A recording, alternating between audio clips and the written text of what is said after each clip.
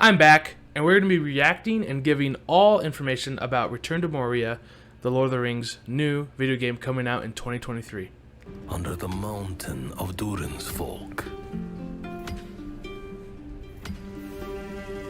a shadow took our treasured halls. This game is set in right after Sauron's defeated, and so it's in the 4th age of Lord of the Rings, and you're playing as dwarfs in the Misty Mountains, and what you're doing is it's basically like a Valheim type game, which is one of my favorite games of all time, probably top 5 easy.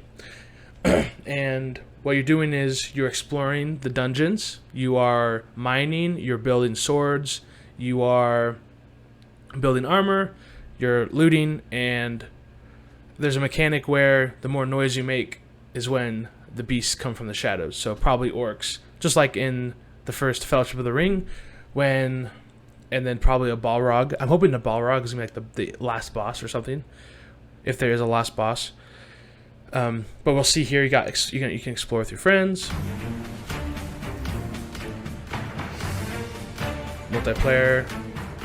Got some hopping, and then you got base building, which is one of my favorite mechanics in Valheim. And to have that little Lord of the Rings theme version to it is going to be so godlike. So we got, crafting and building, like I said. And here they're going to show us some of their, kind of what your dwarf can look like as you build. You got some mining, of course. Survive the shadow. Got some orcs. Of course, some fighting. Speak, friend, And enter. and enter. And it's coming out in spring of 2023. Hopefully it's able to actually fit its date as it says, as most games do not. But as you see on the bottom, it does come from Epic Games, so it won't be on Steam. If that bothers you, I'm sorry. So yeah, that's pretty much the trailer. Not much to go off of, just off the trailer, except we do have the fundamentals of the game, that baseline of what it's going to be, and I'm so excited for this game. If it's anything like Valheim, I'm going to go hard. So now let's go. So we also see it's from Free Range Games. So let's go look at that real quick. So here we got the publisher of this game. If we look down here, this shows all the titles that they've worked on, either assisting in the work as an external developer or fully developing it.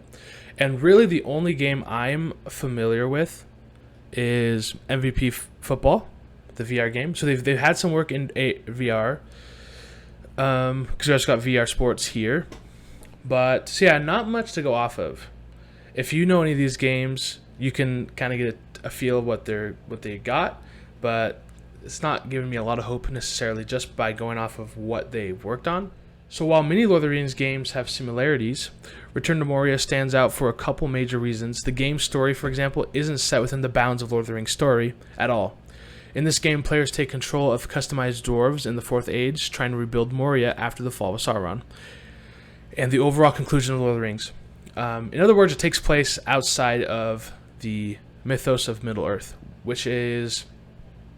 the major events in the mythos of Middle-earth. And so we get to see a fresh story, and hopefully a game much more centered around just the gameplay rather than the fact that it's Lord of the Rings. Here, that they say it's set in a procedurally generated dwarven realm of Moria. No two adventures will be alike, and every expedition is traversable, either solo or online with companions. So now this singular line gives so much information. So if I recall, Valheim is also procedurally generated. Every map is different, and the fact that this is procedurally generated is great because there's not just well, it can be great if it's done correctly. Obviously, it would be cool if it was all set in stone, but when you have a procedurally generated map, you're able to have your own surprises that other people don't have. So if you play it and you watch someone stream it, you'll be able to have your own experience, which I think is great if done correctly. And then we get to see transversable, either solo or online. So this is what I like as well, because I like my story games, my single-player games, to be multiplayer. And so if I want to get some work done in the mine, I can build things and do it solo while my friends are offline. But once they want to get online, we can be online, and that's the way I like it. So obviously you can craft greater gears and resources, blah blah blah, all the same stuff that we're that we are used to. And then, but be aware, mining makes noise, and noise created in the quiet deep threatens to awaken the dangers below. Where there's clatter, there's combat. So much like Pippin when he drops the book, and which pulls the chain, which pulls the skeleton, and like a big metal cage, I think, is all it falls. And then the goblins come. I think it'd be cool if there's like a little bar that shows like how much noise you're making, and then maybe like the more noise you make, the bigger creatures come. So you have to like know that if you're going to be mining and trying to get resources, you have to be ready for battle, which I think that will be cool in itself. Having that mechanic, that's I don't think I've seen that in a game before. So get into combat. In that video we saw, there was not much. We saw one swing of an axe against a goblin, so there's not much to go off there.